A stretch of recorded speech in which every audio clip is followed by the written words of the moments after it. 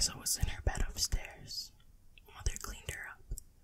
She made her look very pretty, like she's sleeping. I don't know why we didn't expect this to happen. Not because of the way she was, more because of what we did to her. My brother James and I, we always knew there was something unusual about her. When she was born, she never once cried. Mother and father thought she may have had scarlet fever. Dr. Cuffett, our family doctor, made house calls regularly for the first 4 years of her life. I overheard him telling my parents what he thought was wrong with her. He called it neuroasthenia. He thought it seemed to explain her symptoms.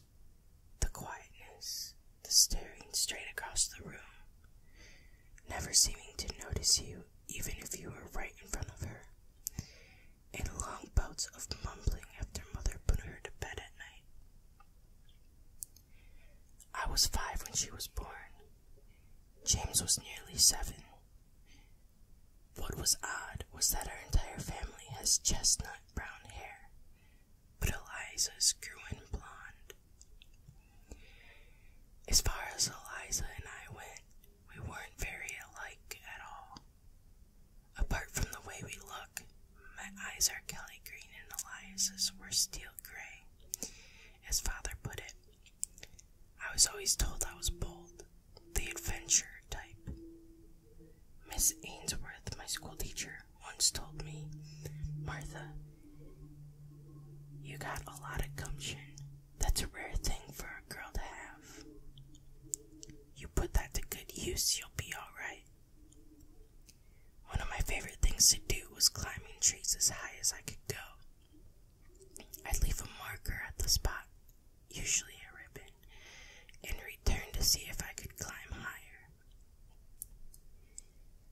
I always tried to get Eliza to come out to see if she'd be a good climber like me, but she'd never listen. No one in the family knew if she would ever change.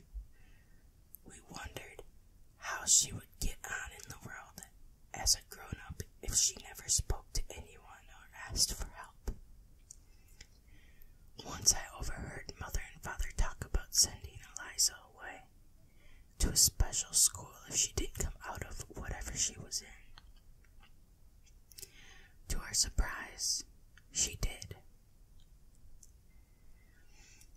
Even stranger than her behavior was how abruptly it stopped after 4 years. Like coming out of a dream, she was transformed. Once sullen and absent, she suddenly became a lively and sociable girl. It was Christmas Day. Father had gone out all day Christmas Eve and came back with gifts for the 3 of us. We were to wait until morning for them. James and I argued. Eliza said nothing. Christmas morning arrived. The 3 of us went downstairs to join Mother and Father for breakfast. Ham, eggs, and tea, our Christmas tradition. After breakfast, we went into the living room and waited on the couch. Father had us close our eyes and place the gifts in our hands. James was given a brass pocket compass. The arrow quivered as he smiled down at it. I got a jade necklace. The cloudy green stone was sanded in the shape of a heart. I fell in love with it. Eliza, however, did not have anything to put in her hands. Father said, "Eliza, open your eyes." We looked. Father was holding a kitten. Tawny brown, with faded white stripes and gray-green eyes. The tiny thing looked up at Eliza as her eyes filled with tears. "Oh, Father, thank you, she sobbed, kneeling on the floor as the kitten totted over to her. We all looked at each other. We couldn't remember the last time Eliza had spoken of her own accord. As I watched her cradle the kitten, I smiled.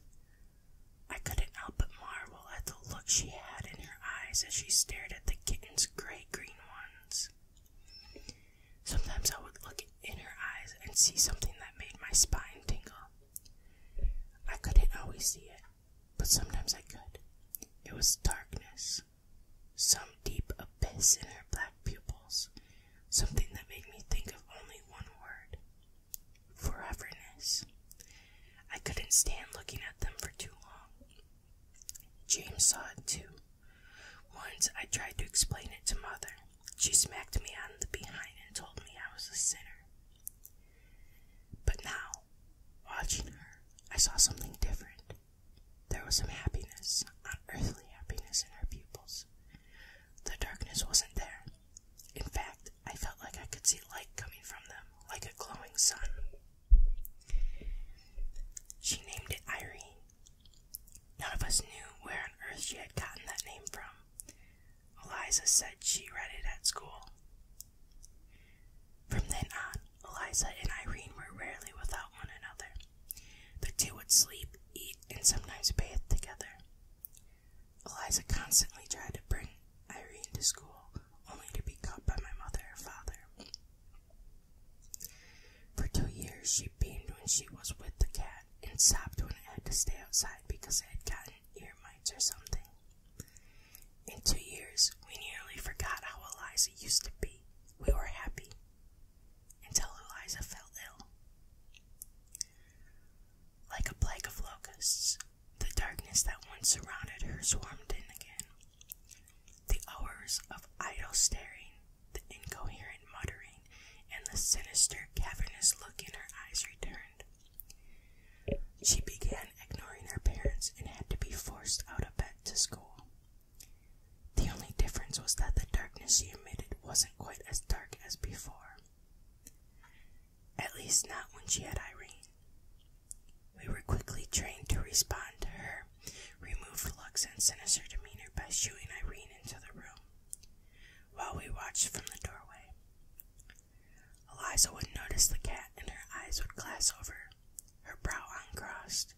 She smiled at the little thing, cradling it in her arms.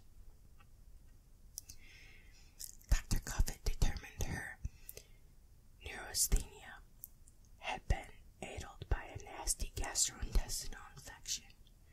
He would treat her as best he could, but we were to watch her for signs she was getting worse. Eliza was confined to her bed. For weeks she remained as she was, never quite cheerful, but never distraught either. Irene stayed upstairs with her unless she needed to go outside for the bathroom. It was one of these times when it happened. I was with Mother and Father in the kitchen while James was in the front yard. Irene was at the back door, meowing gently. Her brown tail quivered, a sign that she needed to go out. "Martha, would you mind taking Irene out to the woods?" Mother asked. I got up from homework and strode to the back door. At the border, where our backyard met the woods, I sat on the grass, looking up at the sky. It was bright blue, almost devoid of clouds. I tried to find shapes every time one happened by. It must have been so warm, the grass so soft, I fell asleep. Bang! I jumped up from the grass, looking around widely to see James near the back of the house. He saw me and grinned. "Hey, Martha, didn't see you there," he said. "James, what are you doing?" I yelled at him. "You scared me half to death." "I'm sorry, but like I said, I didn't see you." He was holding Father's rifle, the tip still smoking. "You can really be rotten sometimes." I glanced over at the woods. "Where's Irene?" "What?" "Irene, James," I shouted, a panic rising inside me. "Irene, I took her out here to the woods. Where is she?" James' face went white. I don't know. He looked over at the woods. Without another word,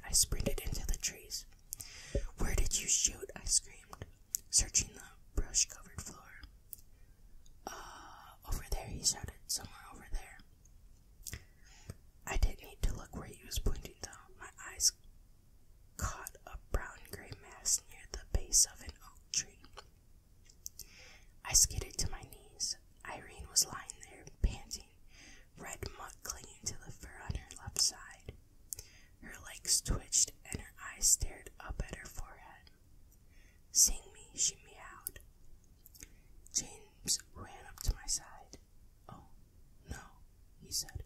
Oh no, what did I do? Irene's breathing quickened, became more shallow. We both kneeled there, frozen, watching blood dribble out of her side and disappear under the leaves. She looked up at me. I saw pain and fear there, like a fear of something ominous, something inevitable.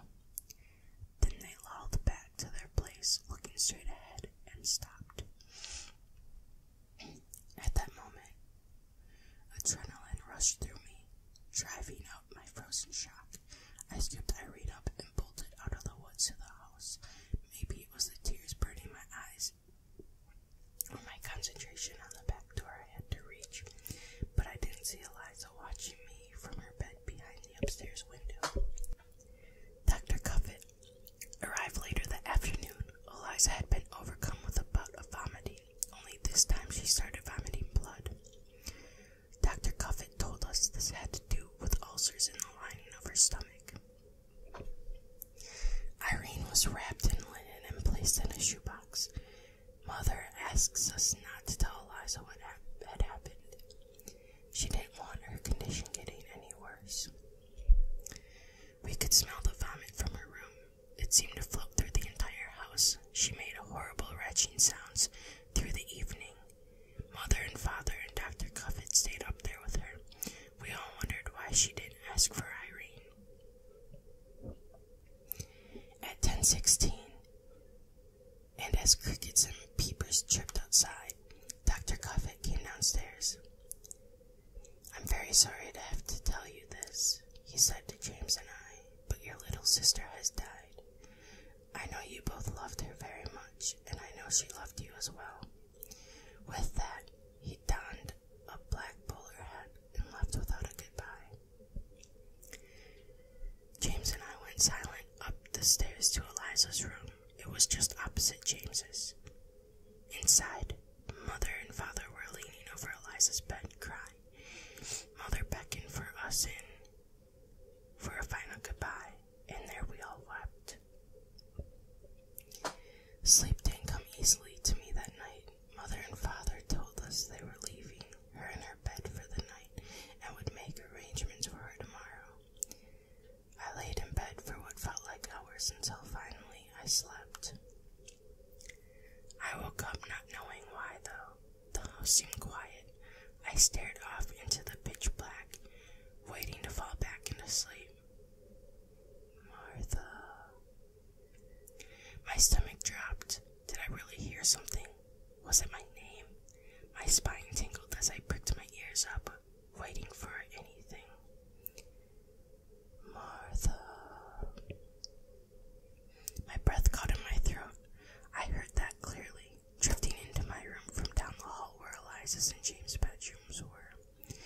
A door creaked open, and with it, an acrid smell wafted into my room. I choked. The smell was metallic, like that brown rusty water we sometimes get in the drinking fountain at school. My eyes had adjusted to the dim of the room, helped along by the moonlight casting in through the window behind me. I stared, transfixed, at the open door. Beyond it, I couldn't see, but I could hear something.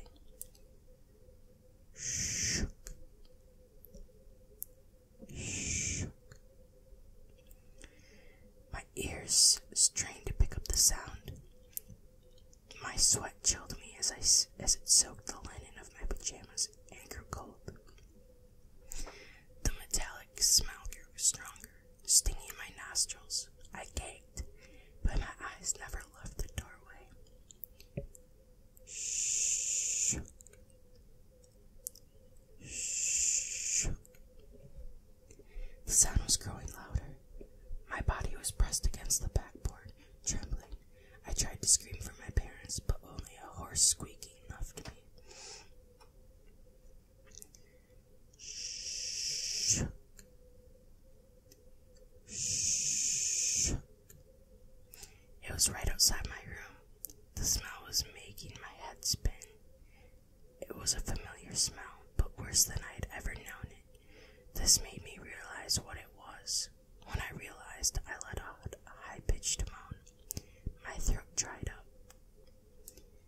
was the smell of vomit saturated with blood. Eliza dragged herself around the doorway. She was wearing the nightgown we had dressed her in. The white fabric was covered in gray and red mess.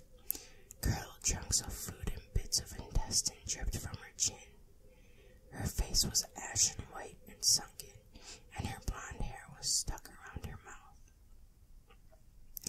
But her eyes frightened me more than anything. The steel gray irises of her eyes were whited over from the hours of disuse, but her pupils were blacker than anything I could have ever imagined. She dragged herself by the arms along the floor, leaving a trail of steaming vomit and blood behind her. She reached my bed and slowly pulled herself up over the side, never taking her eyes off me. Martha. I held my breath, knowing if I breathed again, the full power of that odor would kill me right there.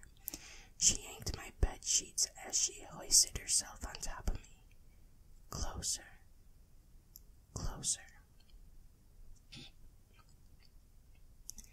Now she's here, inches from my face, that smell of decay burning my eyes, the red and gray stew spilling onto my chest and neck. I stared into her eyes. In them I saw nothing. I saw the coldest, outermost limits of foreverness. I saw the void. You killed her. No, I screamed. I didn't kill her. I didn't. Please, I didn't see James have the gun. I'm sorry. I didn't mean to let her die. Please. Please.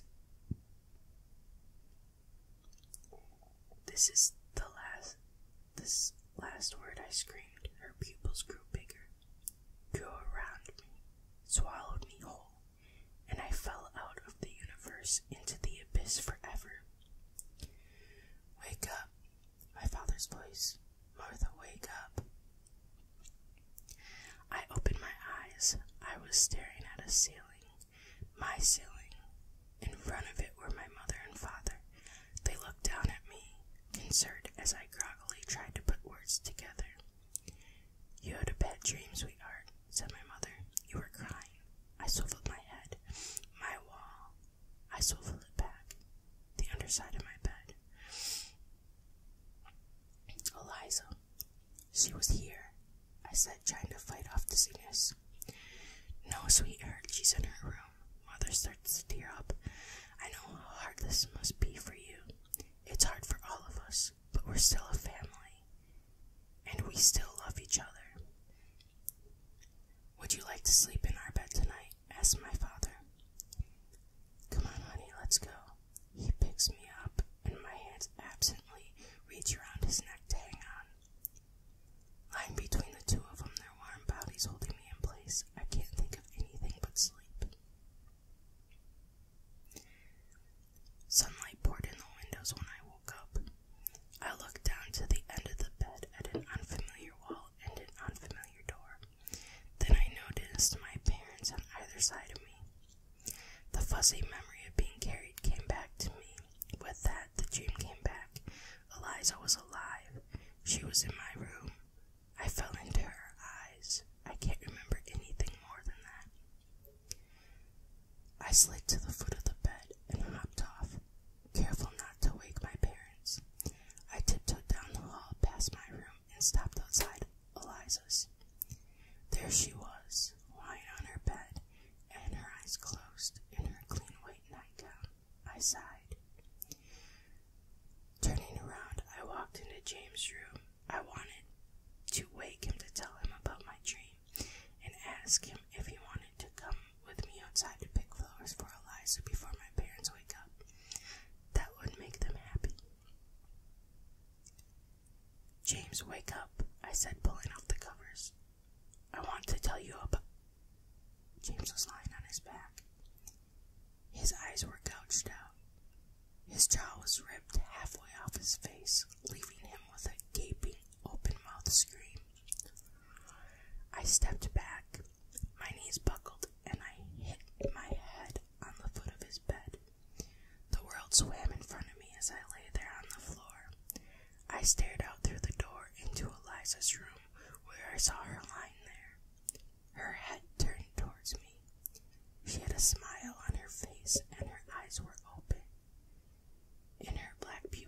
I saw it